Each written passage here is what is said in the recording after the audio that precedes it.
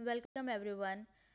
So last time we were discussing about why temperature remains constant during the boiling of water. That means when water just starts boiling until all water gets vaporized, the temperature was constant at 100 degrees Celsius. But in that period, we were continuously providing heat energy. So where does this heat energy is going if temperature is not increasing?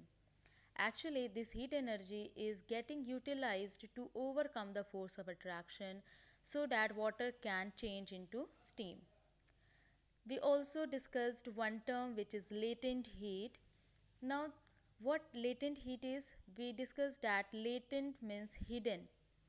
Actually, what happens when we are continuously providing heat energy but the temperature is not increasing, so it appears that this heat energy is it is getting hidden in the content of the beaker, and as this heat energy is getting hidden in the content of the beaker, that is why for the hidden term we are using latent. Now if you remember, we discussed this latent heat in the previous case also. In that case, when ice was converting into water, that means in the process of melting of ice, we have also discussed this latent heat. But in that, we discussed latent heat of fusion. Today we will be discussing latent heat of vaporization. That means here we are having two different latent heats. One is latent heat of fusion and the other one is latent heat of vaporization. Now from where this fusion and vaporization term is getting attached with latent heat, or how it is getting attached? It is getting attached uh, in that sense that which process is taking place. For example, if ice is getting converted into water, that process is said to be fusion or melting, and that is why in that process we are using the term latent heat of fusion. Whereas in this case, when water is converting into steam, this process is said to be boiling or vaporization, and that is why here we are using the term latent heat of vaporization.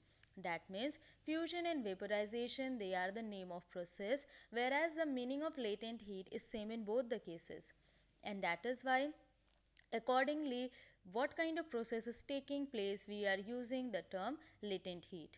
So today we will be discussing about latent heat of vaporization.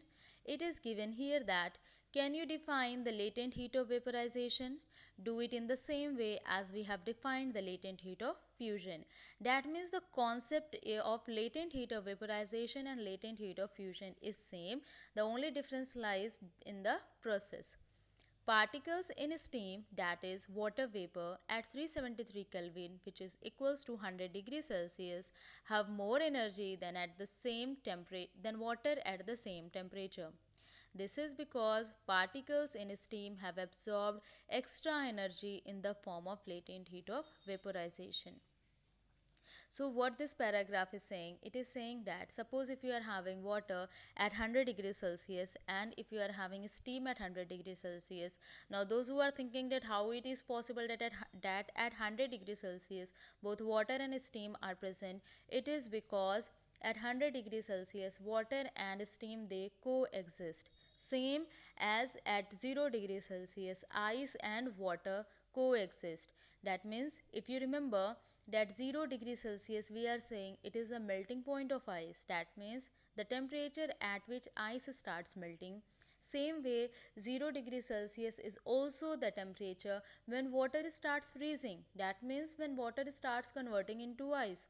And that is why 0 degrees Celsius is that temperature where water and ice coexist. Same way 100 degrees Celsius is that temperature where water and steam coexist. How?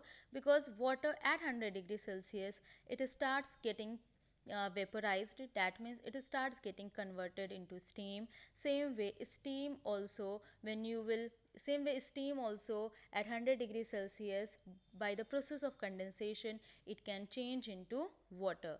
So 100 degrees Celsius is that temperature water and steam can coexist. So this is about it. Now the important question here is that at 100 degrees Celsius why steam is having more energy as compared to water at same temperature.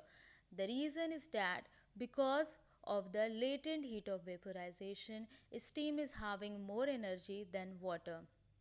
How? It is because if you recall the things we discussed about gaseous state and liquid state, that what actually happens in gaseous state, they are having much more kinetic energy, or they are having much, and because of that they are moving randomly with much greater speed. So here what happens at 100 degrees Celsius when water is converting into steam, so steam, it is having additional amount of energy, as additional amount of energy which is in the form of latent heat of vaporization. That means water at 100 degrees Celsius is not having this latent heat of vaporization.